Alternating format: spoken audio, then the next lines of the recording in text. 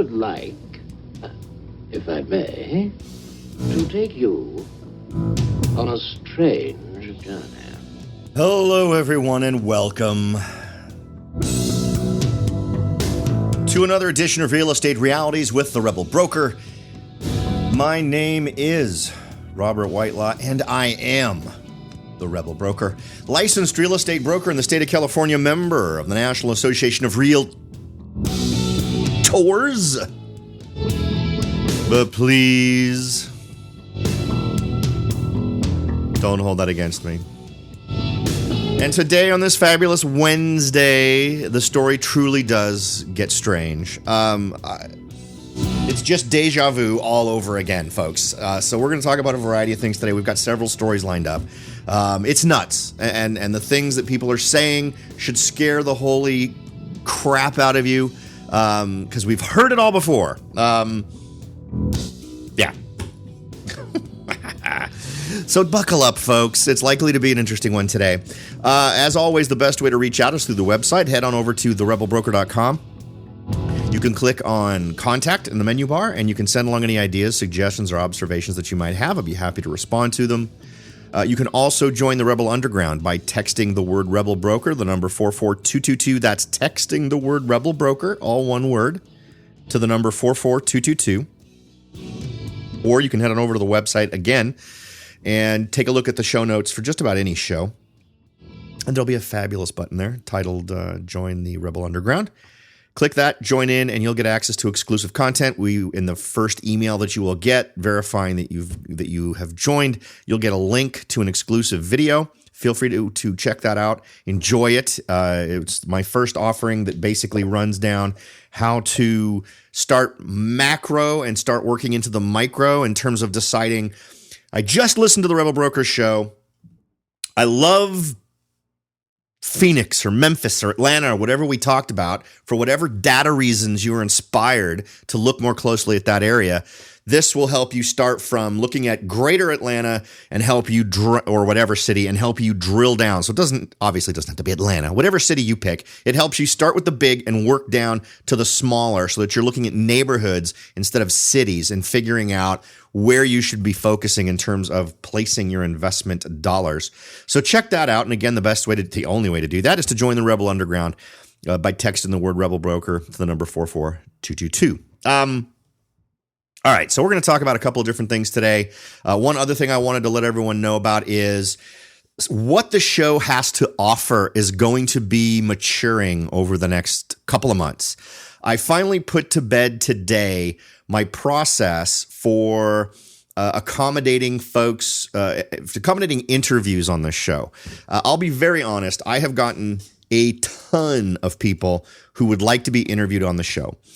Some I have said no thank you to. In fact, I mentioned one, I think, last week that was just off the charts ridiculous, and I clearly declined to have that person on the show.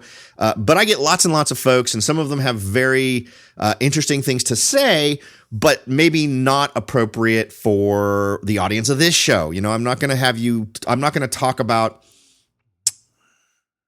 there's just things that just fall just a little bit too far outside of the subject matter, I guess. So those folks don't get through. But I created a system now where it's now streamlined. So once someone emails me, I simply reply with a standard email, and I look at what they have to offer. And if I'm cool with them being interviewed for the show, I can reply with an email that will include a link. They can go schedule it for whatever day and time works for them. I've got pre-approved time slots on an online calendaring program.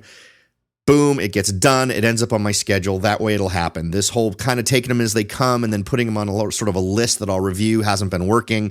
So this will be better. And I think you'll end up benefiting from it. I'll end up benefiting from it. And overall, the quality of what you're consuming will be better. So yay for the show, right? Other things are also happening on the sponsorship front. I would like to thank those of you who have jumped in and taking the demographic survey. And if you'd like to help the show out and get yourself in a drawing for a $50 Amazon gift card, please head on over to the RebelBroker.com. click the big red button at the top of the page titled "Take the Survey to Support the Show." That's what that's for. It's a way for me, I'm meaning the royal we, to understand the demographics of the folks who listen. It's a handful of demographic questions plus your email address so that I know how to get in touch with you if you do win the drawing for the $50 Amazon gift card. And we do that every month.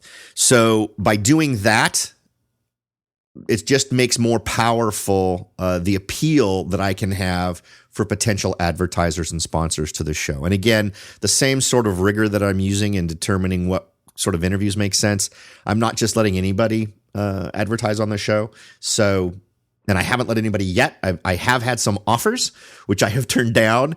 So I'm trying to be picky here in terms of only sharing things that I think are actually worth your time to hear about, or that might be relevant. You know, I don't want to prejudge something in terms of saying, well, that's no good for my people. But if it's in the ballpark of stuff that you would likely be interested in, and I have enough faith that it's not a complete scam, then you know, I want to embrace that, and I want to take the show to the next level so I can focus more and more on offering you quality content.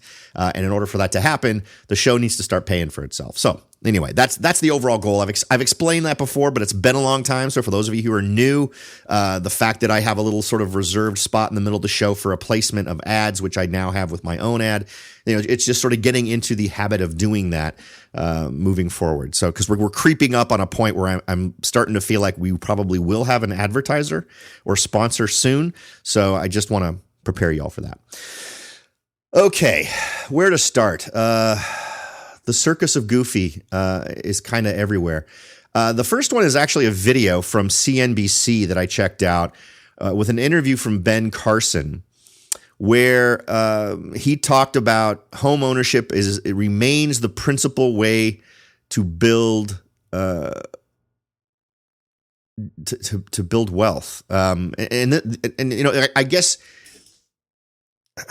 that's an arguable point, right? But that is not the way you should look at it. If you're buying a house to live in it, it is an expense. It's not an income generator thing. And the only way that it is if you're lucky enough to live in a market where your home prices are increasing.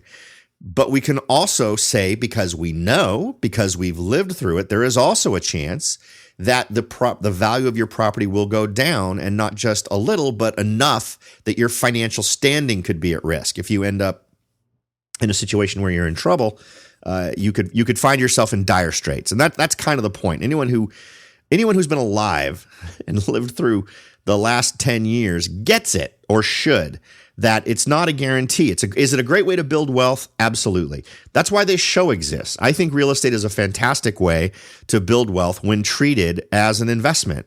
When you're providing a product, and you're providing one that at its core is so needed on the part of the general population, I think that's a great place to be. Everybody needs a place to live, right? Everybody needs water, everybody needs food, and everybody needs a roof over their head. So you're someone who's in the business of providing one of those core needs, and hopefully you're doing it well, and you're providing a great value to folks who are consuming your product. But if you're just buying a house and holding on to it for decades and counting on that to be your retirement, I don't think that makes much sense. I do not think you should look on your personal residence as your primary way, your principal way, to quote the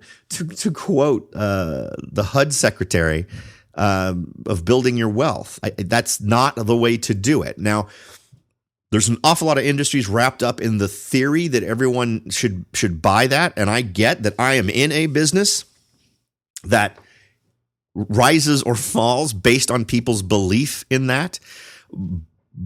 But the bottom line is, people are going to buy and sell houses. The amount that they buy and sell may fluctuate, but I'm confident enough in the product I offer in terms of my real estate services that I don't feel like I need to hype the market. I feel perfectly comfortable being absolutely honest and saying, listen, if you're buying this house and you're going to live in it, and your primary plan is that your retirement is going to be this house, I want to suggest you embrace a different plan. You should have something else going on that you're using as part of an overall plan to build your wealth. Because I'll tell you what, in some markets, and you can Google this, and what's really funny is it's a two-sided coin, absolutely. I've had some people say, well, why in the world would I want to do business with someone who's in real estate who doesn't even own their own home? Well, I tell you what, I could give you a couple of very successful real estate investors who do not live in a home that they own. I could think of a couple off the top of my head who rent the home that they live in but own several properties that they rent. So that doesn't really fly. And the way they do their math, it makes complete sense. They find that they get better cash flow. Now, would it be easier if they simply owned the home they live in because they'd have no pain? Well, yeah, it would. But then that cash wouldn't be able to be out doing something else. It wouldn't be out earning the money. So they've turned money that they would have used as a down payment on a new home for them to live in, and they've turned that into money that gets put into investments. Now, I'm not going to argue that that's a great way to live. I'm personally not a fan of renting someone else's property and not being able to do what I want to do with the property. I like owning a home.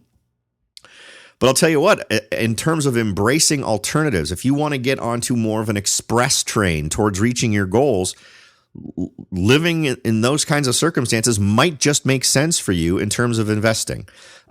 So if you want to build wealth, there are great ways to do it. If you're not someone who feels confident investing in real estate, great. Don't invest in real estate. Get involved in something else. Maybe you're a wicked smart entrepreneur and there's other ways you can make money. Fantastic. Do it that way. But never just let your home be your principal way to build wealth. I think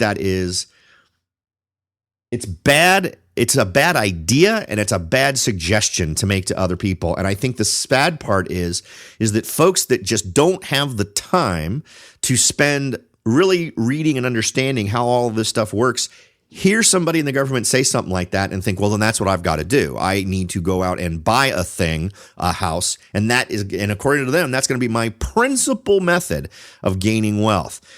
And that should scare you because this is the kind of crap that was flying around in the first part of this decade, right? Or the first decade of this century.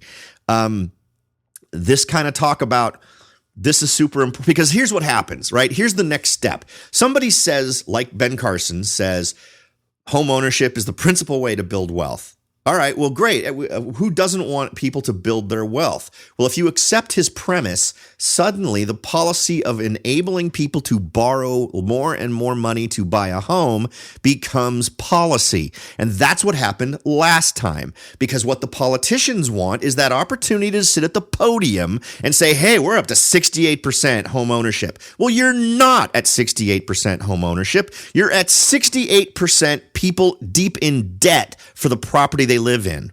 That's what you're in. We need to stop assuming that the word ownership means I own it, because you don't.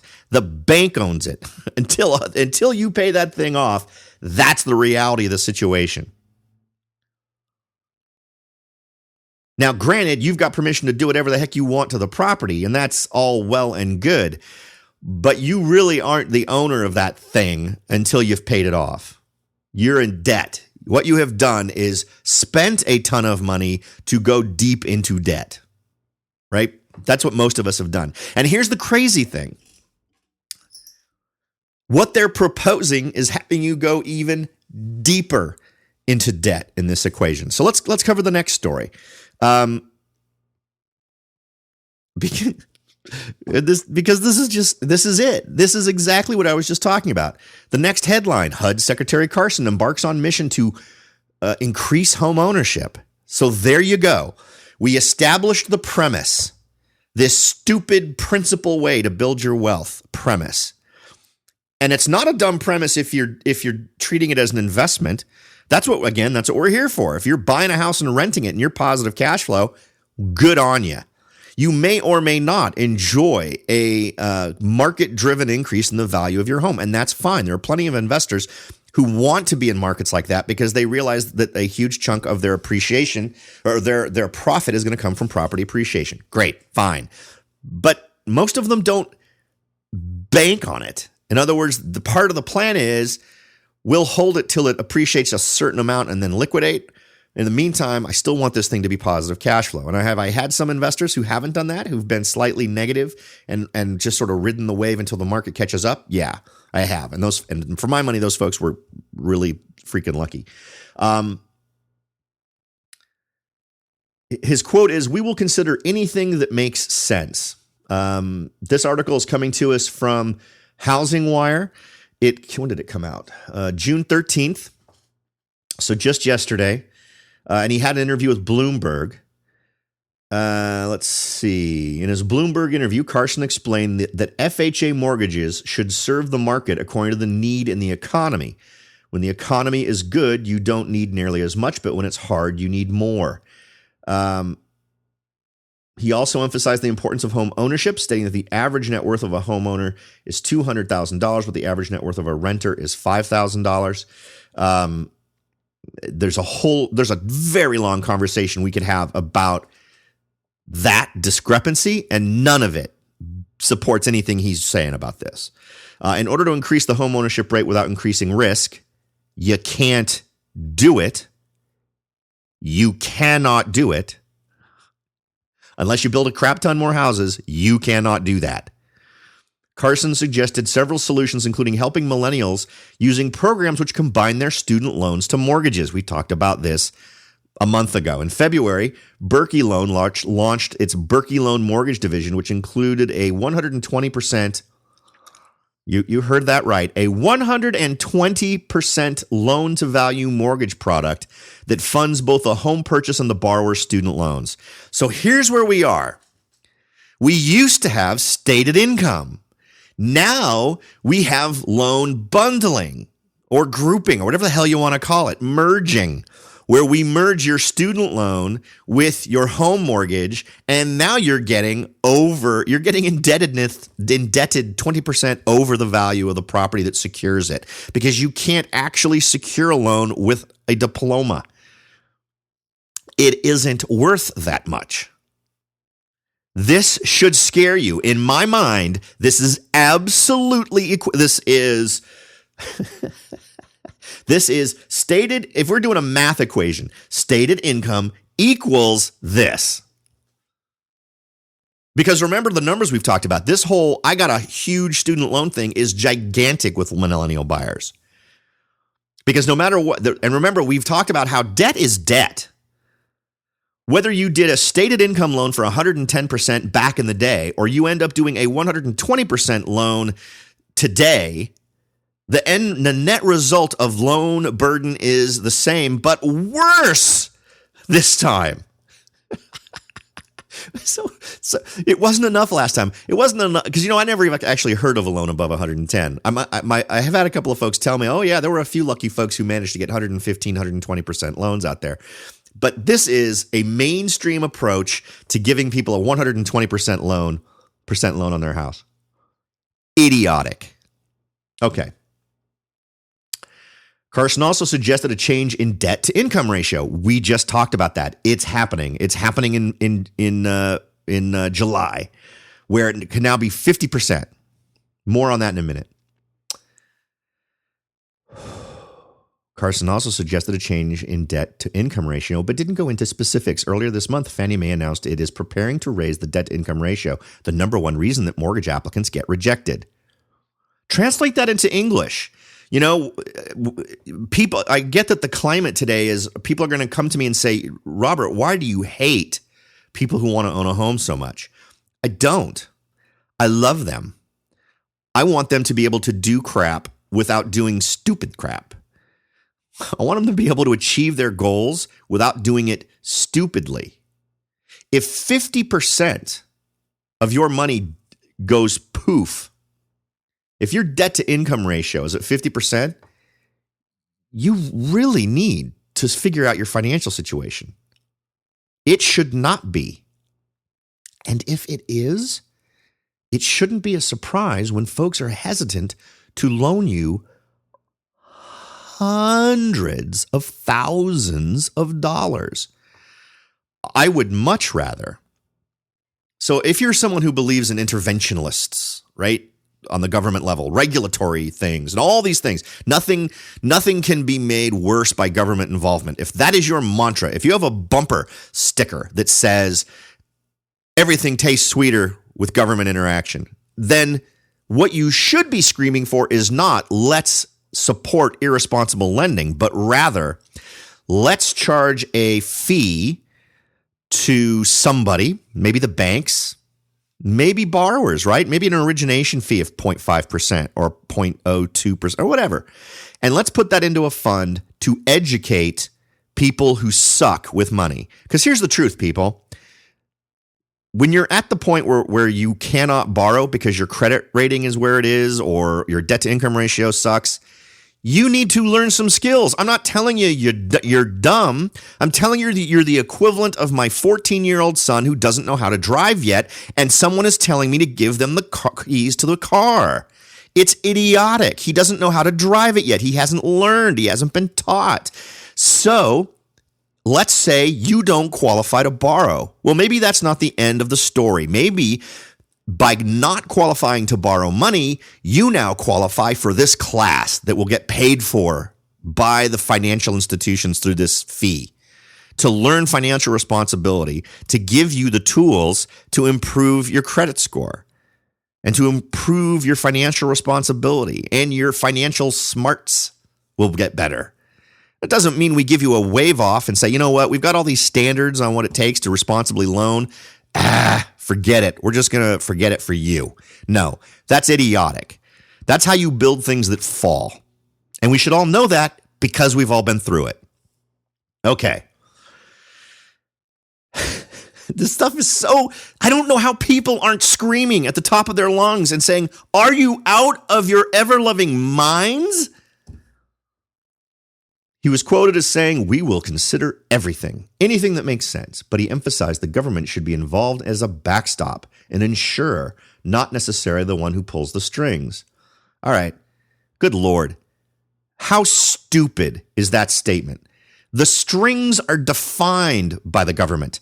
The strings are all of the things that lenders, that underwriters have to do in order to create a loan that will get purchased on the secondary market. This is like saying the circus shouldn't be in charge of the stuff under the tent, or the animals, or the clowns, or those rings that those monkeys are juggling. For God's sakes, the government created this thing. The government bought the strings and created the process. They created the secondary market. At Fannie and Freddie and all these idiotic government-sponsored entities made this thing. Pulling all the strings. For God's sake, are you really that dumb? Of course they pull the strings. And they do it because if you don't do what the government says, you cannot sell that loan on the secondary market. And we're back to that place where no bank wants to underwrite a loan and hold on to it. They want to sell it as fast as they can on the secondary market, i.e. to the government, because then they don't have any obligations if it defaults. You get all the upside, none of the downside. But you have to do it. You have to make sure you underwrite that loan in accordance with what the government says you need to do. And that's one of the things that's also getting lax in this equation. The government should be involved as a backstop, as an insurer. Well, that's what screwed us last time. We ended up holding all of this worthless paper from the secondary market through all the government-sponsored entities, Fannie, Freddie, FH, all that stuff. He is describing the okay, maybe I have to make it an adult rating for today's show.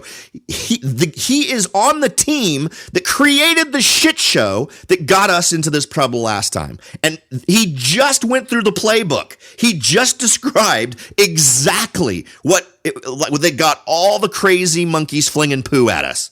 He just described it. That's what happened. That's the recipe. You want to recreate what screwed all of us last time? That's it. That is a bullet point rundown of how to screw real estate immediately.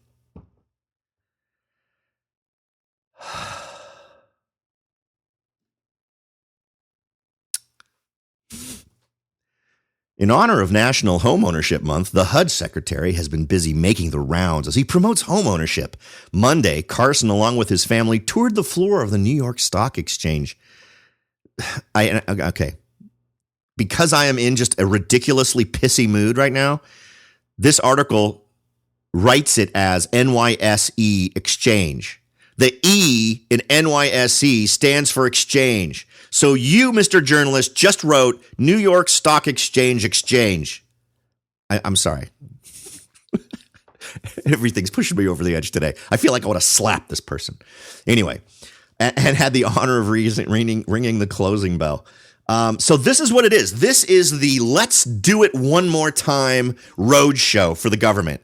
Hey, remember when we screwed everybody up last time by creating a marketplace where no bank wanted to actually hold on to any loans they were underwriting, but rather transfer all of the liability to taxpayers? Hey, we're going to do that again. But guess what? We're going to put a little twist on it. We're going to make sure everyone's totally over-encumbered, totally has over-lending on every single property out there, but we're going to do it even bigger this time. And we're going to pretend like somehow today it'll be different.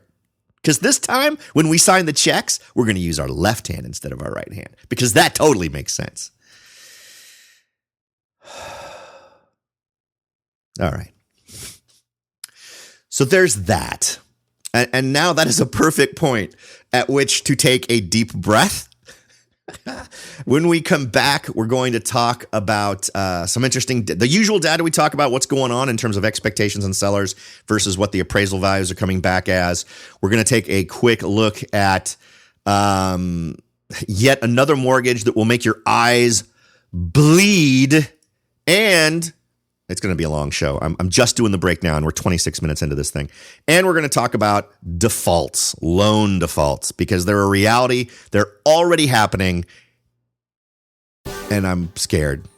Hold me after the break. See you in a minute. Are you ready to jump in and start your search for your first investment property? Maybe you've decided that it's time to own your own home, or maybe you're ready to sell your home and move on to something new.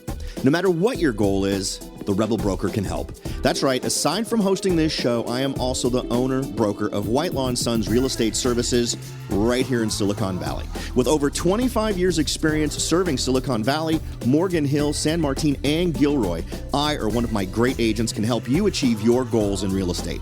So if you're ready to look into taking that next step towards achieving your real estate goals, point your browser at www.soldbyrobert.com. That's www.soldbyrobert.com and get in touch. Let me show you how I will earn your business and your respect.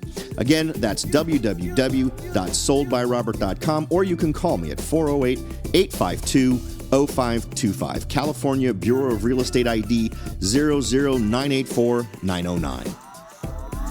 Welcome back, everyone. I've taken a nice big swig of water to try and cool things down.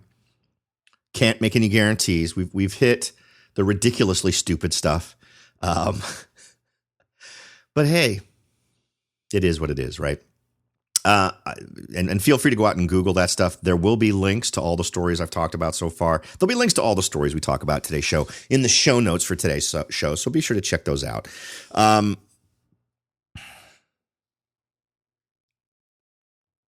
I don't even know where to go. It's just so frustrating. Anyway, all right. So another article from Housing Wire: the gap widens between appraised value and homeowner estimates. It's always interesting to get calibrated between what sellers are expecting and what they're getting.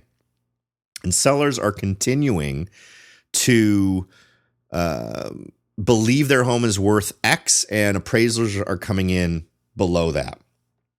I've got a side comment for that, but I'm going to save it. I'm going to try to stay on task here and not let the shiny thing distract me.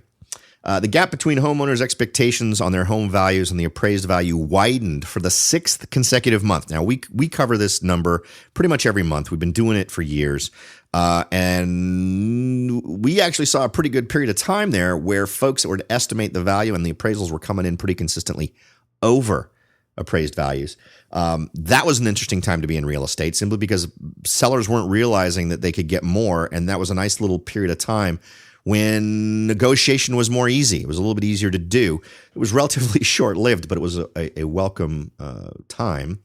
Appraised values were about 1.93% less than what homeowners expected in May.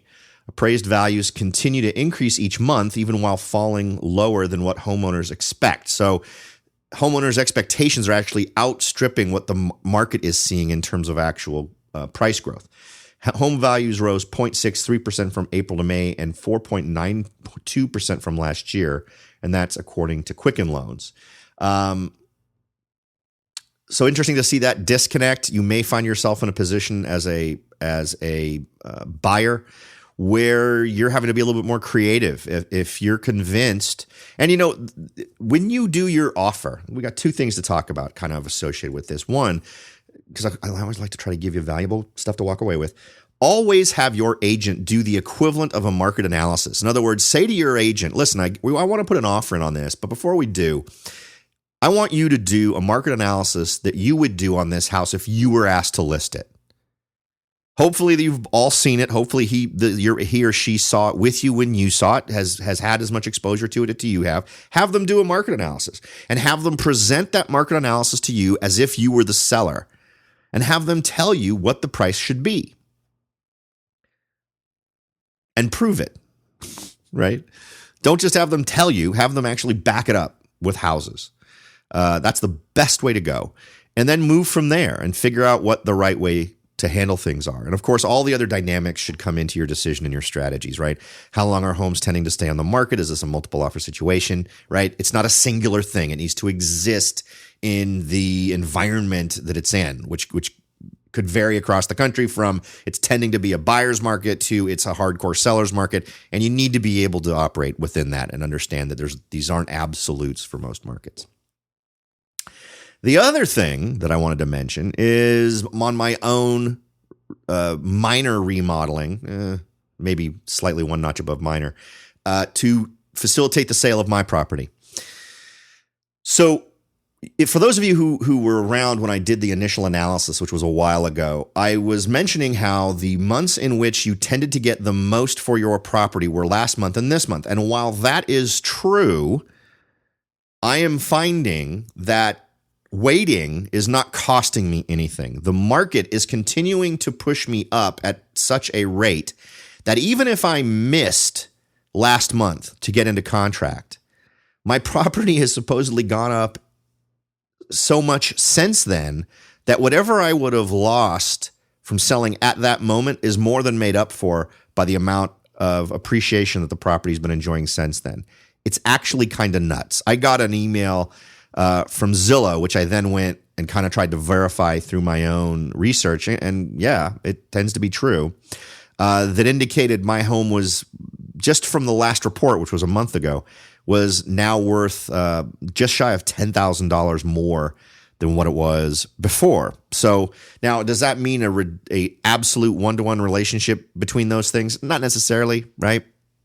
There may be certain things that I have to deal with, but I've also got this unique situation where there are no homes currently listed in my community, and 2 months ago there were 4. So if I list my home now, I'm A, the only home listed in this entire community of hundreds of homes. B, I'm the only home on the market in this community. That's a big one. There's lots of folks who want to live in this community, which means I'm potentially going to be able to ask quite a bit more for the property and get it sold relatively quick. So I'm feeling pretty good. The delay may have actually worked out to my advantage. In fact, it probably worked out to my advantage. The bigger question is just how paranoid am I about things going nuts? And I'm honestly not thinking near term that things are going to go nuts, but I'm still all for getting this place sold before the end of the year. I'm still delayed due to some contractor problems I've been having, but at least when I sat down and reevaluated everything, I came up with the conclusion that this actually isn't that bad. So I can move forward and still feel good about it. Okay, next on our list, Sandy. This is another one that fits really perfectly with the first 26 minutes of the show. I'm going to take a deep breath and I'm trying to keep it under control. Sandy, and you're going to love it because it is a crap sandwich from the top to the bottom. It's not just the headline that's bad. It's more. San Diego company offers mortgage with 1% down. Just let that sink in, folks. Yet another 1% loan. Gearing up for a new generation of buyers, San Diego-based Guild Mortgage has launched a 1% down payment mortgage that has some of the easiest debt requirements on the market. Other lenders, including Quicken Loans, Guaranteed Rate, United Wholesale Mortgage, have 1% down programs, but Guild Mortgage allows the borrower to have the most debt and allows for more sources of income. Those are not good things. The most debt, because the reason they're announcing this is because it dovetails in with the new FHA 50% debt thing. So why are these guys talking about it? Because this is exactly what I just talked about. Every single one of these guys only wants to underwrite these. They do not want to maintain them. They want to sell them on the secondary market to government-sponsored entities, i.e., or reality check, make you responsible for any really bad things that happen. If there's a default, if something goes completely nuts, and combine all of this stuff. I mean, it's absolutely crazy. We're talking about loaning people with student loans 120% on the value of the house. It's absolutely insane. Under Guild's program, a borrower could pay as little as $3,000 down for a $300,000 condo on a 30-year fixed-rate mortgage. And remember, the reality is, and not even talking about the 120% down loan, right? Because that's just ridiculously obvious. The moment you buy that home, not only are you underwater, you're probably underwater for years, right? It's not even like, oh, I need a year to catch up. It's you need years and years to catch up. It's frightening. Anyway, I will have nightmares about this tonight. I guarantee it. I'm that kind of an idiot, the kind of person that has weird nightmares about stuff like that. All right, anyway. The applicant would need to prove their debt-to-income ratio is 50%, much higher than what most lenders typically approve, or lower. And they don't bother to mention that that's a thing that's just happening in July. And the other thing that gets me, they're not mentioning that this is all stuff that's going to go to the government, and I have no doubt that's where it's going to go.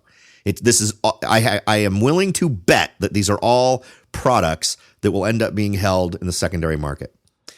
Let's see, monthly, and here. This is great.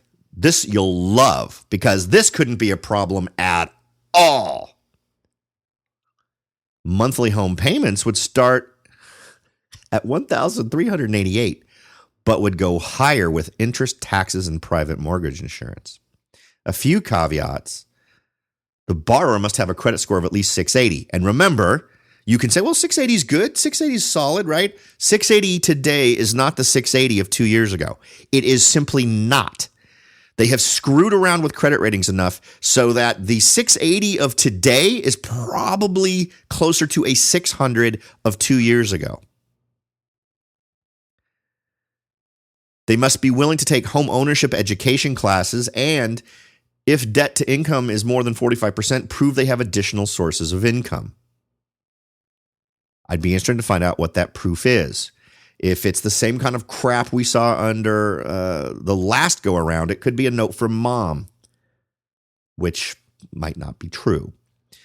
If it's proof of the income in terms of checks over a long period of time, I'm fine with that, but then I'd want to know what constitutes a long period of time. 6 months? Is 6 months enough? Is 3 months enough? What's proof of a source of income?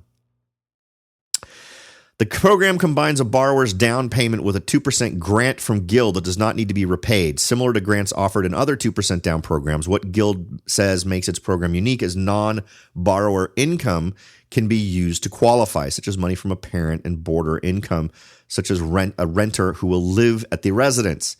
That's actually not so horribly bad in terms of the renter part of it, boarder income, that kind of thing. The other part of it is a parent providing money is probably more geared towards the down payment, I'm guessing, which is already ridiculously small. According to the vice president for capital markets at Guild, David Battany, they decided to offer the 1% down payment option because of the large number of people who could afford a home but struggle with the down payment. Quote, this is mostly aimed at first-time home buyers, definitely for people where this is their primary asset. They have to live in the home. It's not an investment. We already talked about the debt-to-income ratio. Lenders typically prefer no more than 43% debt-to-income ratio because it's an increase the likelihood the loan will be paid back, according to the Consumer Finance Protection Bureau. It is also the preferred rate for a qualified mortgage, one that shields lenders from lawsuits by borrowers claiming they were stuck with unaffordable loans. But to some housing experts, 1% down loans and high debt-to-income ratios are reminiscent of tactics used in the lending industry before the housing crisis reached critical mass. Wow, I'm so glad they dedicated one sentence to that. Norm Miller, real estate finance lecturer at the University of San Diego, said 1% down payment programs ignore a lesson from the housing crash. Okay, 2 sentences. Not having a high amount of equity in a home can be asking for trouble. That should be a huge lesson to everyone. It is better to have more skin in the game. Equity is the key. The folks who had more equity didn't just abandon homes, didn't just let foreclosure happen. So, and the best part is typically there is a bumper, right? If things do hit a fan quickly, relatively quickly, if you see things going bad, you at least have a window of time where you could still sell your property for more than what you currently owe, where you'd be able to walk away with some level of money in your pocket, or at least break even by having, say, that 20% equity margin position that you might be in. But again, people have to make that decision. But at least that opportunity is there. It's available. In the scenarios we're talking about here, we've got nothing but people who are already underwater. And if they start seeing things go south in any of their debt portfolio, right? If they've got anything that starts to go bad, you need to worry about that loan because they're looking at all their loans and what's going on. And the bottom line is, well, crap, I got a 120% loan on this house. It's gone down 10%. So I'm nothing but underwater on this house. Let's kiss this place goodbye. Now, and in that case, they go ahead and continue to make their payments, buy something else, and then just walk away. He said a buyer who overpays for a property by 5% but only pays 1% down could quickly find themselves with negative equity. You're an idiot. You're an idiot. You're at negative equity the second you close escrow. Quickly find themselves with negative equity. You put 1% down, you are in negative equity. Period. End of story. You put 3% down. You put 5% down. You are in negative equity. You are a financial moron if you don't get that, Mr. What's this dude's name? Norm Miller, real estate finance lecturer at the University of San Diego. Why are you a moron, Mr. Miller? Because the costs involved in engaging in the sale of property as a percentage overshadows what they've got in there. So if they put 5% down on, so let's talk 5%. Let's not even talk about the egregious, insane 1% down. Let's talk about 5% down. To sell that house, once you add everything up that you're going to owe, you are in negative money. You need to bring money to sell your house. You need to give someone money to sell your house, and you walk away with less money than what you started with. He goes on to say, that's not an unrealistic scenario. Yeah, moron. It's a totally going to happen scenario. Oh, it just hurts me. Hurts me. I'm physically hurting. Guild's program is different from mortgages that were prevalent before the housing crash because it only uses a fixed rate, unlike many loans before the recession that had adjustable rates. Okay, here's the deal with the adjustable rates. The adjustable rates were screwing people after the fact. The adjustable rate did not have a whole lot to do with it. Rates were adjusting 3 years and 5 years, and sometimes even other distances in time. But most of that stuff hit that just caused the next hump in the downturn because suddenly after their and because remember, it's a 5-year thing. So 3 years, 5 years into it, we were seeing this window where people were having a problem because their interest rates were adjusting to a higher rate. But even that wasn't extreme, right? That was relatively minimized because we just didn't see interest rates go crazy. All right. So that doesn't make any sense. Miller said that the adjustable rate mortgages weren't the only factor in the crash. Yeah, and in factors for the crash, you could have completely eliminated them, and it still would have happened. But also dropping home values. Yeah, that's the one that should be underlined and bolded. Defaults don't typically happen if a borrower's home has positive equity. Duh should be written in bold red letters right after that statement. When the value of a home drops, that's a big factor in defaulting, no matter what type of loan. Again, duh. All caps, bold, red. The system is not set up to stop people from overpaying. Yeah, it kind of is, actually. That's what we have appraisals for, you bonehead. Appraisals are... What is happening? Am I in bizarro land? Of course the system is designed to stop people from overpaying, or at least to slow that process down. That's what freaking appraisals are for. And they are built around this idea that if you pick simple or sample comparable properties that are near the subject property and base what you will loan on those amounts, that you are setting up a system to limit overpaying. All right, I'm back. Guild's program limits loan amounts in California to $424,100. That's the only smart thing I've read in this entire thing so far. The conventional loans adhere to the Home Ready guidelines created by Fannie Mae. Well, guess what that means, folks? That means that once they underwrite this craptastic loan, they can sell it to Fannie Mae. And guess what? If Fannie Mae goes boots up, you're on the hook, just like last time. It's going to be so fun. Okay, so there's that. All right, folks. Man, I didn't even have any coffee before this. I am not on any sort of controlled substance whatsoever. This is all natural stuff pissing me off. And that's how it is. All right. I thought I'd end on just stuff that's really going to make you mad, because that's the kind of day we're having on this Wednesday. Soaring auto loan defaults. We talked about loans, right? We talked about debt portfolios and how people react to debt that's going crazy. Soaring auto loan defaults. Fitch says 2015 bonds may be the worst ever. And you're thinking to yourself, Rob, what the hell are you talking about? You just said auto loan defaults. What are you talking about, bonds?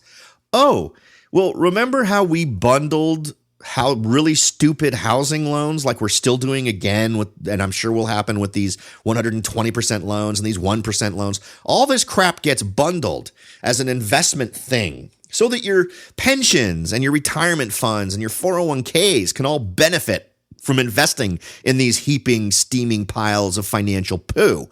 So guess what? Did you know that auto loans are handled the same way? Yeah. Isn't that great news? According to Bloomberg, subprime auto bonds from 2015 may end up worst ever. In this article, they're suggesting 2017 will be worse. There is no, I am currently trying to help my son shop for a used car. There is no doubt in my mind that we are in a ridiculously weak auto market. The car dealerships have thousands of vehicles parked out on lots they're having to rent to store them.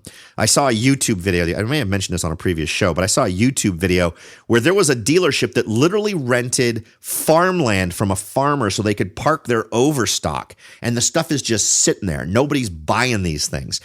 When I took my son out, and I'm thinking in my head, I don't want to pay more than, say, X amount of dollars. And I went out there expecting I was going to be looking at nothing but older cars.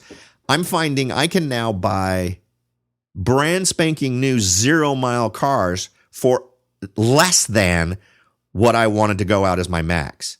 And here's the other thing that's kicking me in the butt. I remember my very first car that I got a loan on. I drove some crappy cars as a kid. My very first car was a 1969 Dodge Polara V8 440. I remember all that because it was the dumbest car to give to someone who just got a license. Side note, it's the same year that the California Highway and model that the California Highway Patrol used for their interceptors.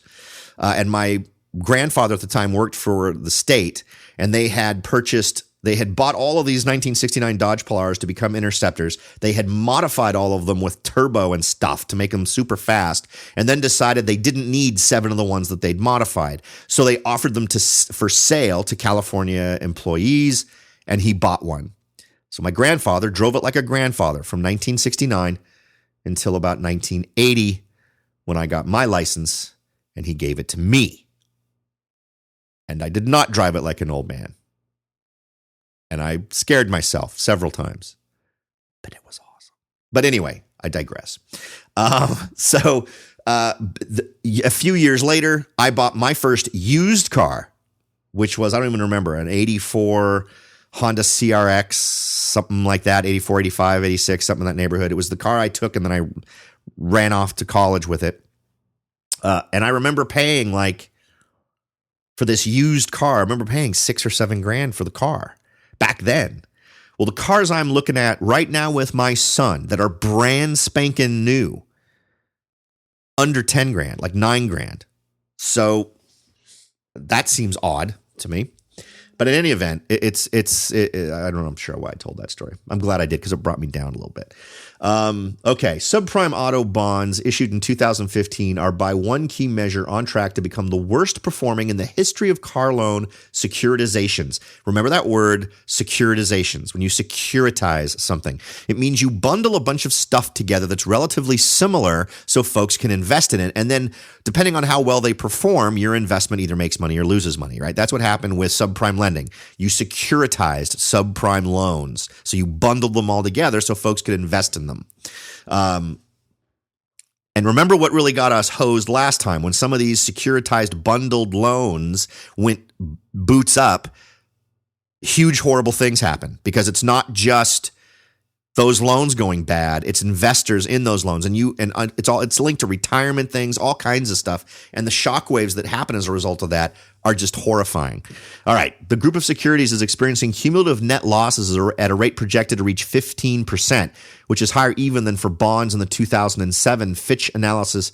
Halton Hurd and John Bella Jr. wrote in a report Thursday, quote, "The 2015 vintage has been prone to high loss severity from a weaker wholesale market and a little to no equity in loan contracts at default due to extended term lending, a trend which was not as apparent in the recessionary vintages," said the analysts, referring to lenders stretching out repayment terms on subprime loans, sometimes to over 6 years to lower borrowers' monthly payment.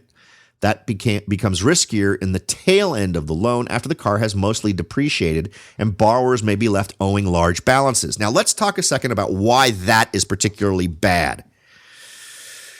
Think about a car for a second. If you've got a house and stuff starts not working, I mean, the scale, let's talk about the time scale. You buy a water heater and you're probably talking, a decade before you're ever going to have a problem with that, maybe more?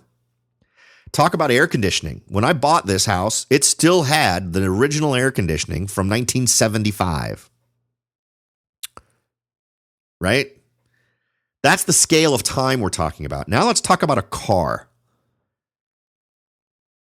Now, loaning in much longer terms beyond 6 years makes no sense for a car because the odds are that thing's going to stop working beyond that point. The amount of repairs you have to do starts stacking up. I usually drive a car until I drive a car until the wheels fall off. I did that with the old minivan that we had to cart around all the little chitlins. And that thing was nearly at 200,000 miles when I finally got rid of it and still ran like a champ, by the way, when I traded it in on a new car. Stupidest thing I ever did, by the way. Should have kept that. Despite how many miles were on it, it was in such great shape. I should have kept it for one of my sons. It was an idiotic move, and I regret it. But this is one of those things where default is ridiculously probable when you facilitate extended times to pay back, because at some point that car just isn't going to work anymore. It's not going to start, and they're going to have to figure something else out. So they'll stop making payments. Let's see. Credit rating companies that assess the auto debt packaged into bonds have raised concerns in recent months about rising delinquencies and defaults. They know that additional pressures in the used car market have weighed on lenders' ability to recoup funds from borrowers who have their cars repossessed. S&P Global Ratings, which rates a larger percentage of the markets than Fitch and Moody's, has blamed the rising net loss rates on weaker recoveries. S&P noted this month that net losses on prime deals have reached a pace not seen since 2008. Now, these folks go on at Zero Hedge, as they often do, and predict that 2017 will be worse. I have a feeling they may be correct. The automotive news story provides an easy-to-understand explanation. New car loans lasting 73 to 84 months soar. These are a bad thing, right? These much longer-term loans. In the first quarter of 2009, 11.7% of new vehicle loans were 73 to 84 months. Through February 2017, 33.8% of loans were 73 to 84. So remember what we've talked about previously relating to loans on autos. The amount is much higher, and the length of the loans is stretched out much further. According to Kruppa, who is Carl Krupper, Senior Automotive Solutions Consultant for Experian, he said, you know what's kind of startling? There's actually 10% of 2010 model year used vehicles being financed at a term between 73 and 84 months. Longer terms are here, and more lenders are willing to do that. This is bad.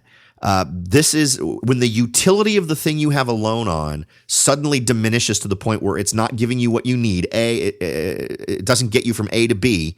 You're going to stop making the payment. And remember what we talked about in terms of how people react to indebtedness in general. This is exactly the kind of stuff that could push a financial situation over the edge. And here's a list of things that they throw in here that kind of seal the whammy on a crazy 2017 for lending. Number one, new car incentives are rising. Absolutely. I spent time over the last week at a Honda dealership and a Ford dealership looking for cars for my son. New car incentives are rising. No question about it. Number two, used car glut with prices plunging. Absolutely. And not only used car prices, but even entry-level new cars are at levels that stun me. They almost make me wish I had to buy a car right now, because I'd love to get something brand spanking new, because the prices are so ridiculously low. Number four, the economy is weakening. Number five, aging boomers will drive less with cars already lasting longer. 6, with default rising risks, lenders will hike loan rates, reducing new car affordability despite increased incentives. 7, self-driving vehicles are right around the corner. Demand for cars without those features will plunge. So they're talking about sort of a setup for bad things. I don't even think you need all that for the setup. I think the fact that we're seeing 33.8% of loans going from 73 to 84 months is already a super bad indicator. Those are the types of things that end up feeding the defaults. So we'll see how these things go. Given all of the data we've talked about here on this show and this most recent data, and remember, the way we like to sort of look at this is less about this being an automotive thing and more about being an overall debt thing. Now, blend this in to the total debt everyone's now embracing. We're embracing a 120% indebtedness on a home by merging your home loan with your student loan. We're talking about ridiculously high car loan situations, which will absolutely be okay in our new 50% debt to income ratio dynamic that we've got going on. So go out and get those cars. Go into debt. We've got all the ridiculous manipulations going on in the credit world in terms of boosting people's credit when it shouldn't be. Wow. Just a celebration of fail, people, and we are right along for the ride. But hopefully, given this information, you're in a position to be able to navigate these potentially difficult waters without it bringing you to your financial knees. And I hope that's true. Man, if I feel like I've ever delivered on a show where I want to give you more in terms of information than you spent in time on the show, I'm hoping today was the show. I feel like it was there. I feel like the entertainment value was a little higher because I went a little bit crazy in the first half of the show. Apologize for the fact that we went an entire hour for today's show. But again, I got to think it was worth it. I sure hope it was, because I feel like we covered some really important stuff today. As always, thank you for listening. I do truly appreciate it. I'll talk to y'all next time.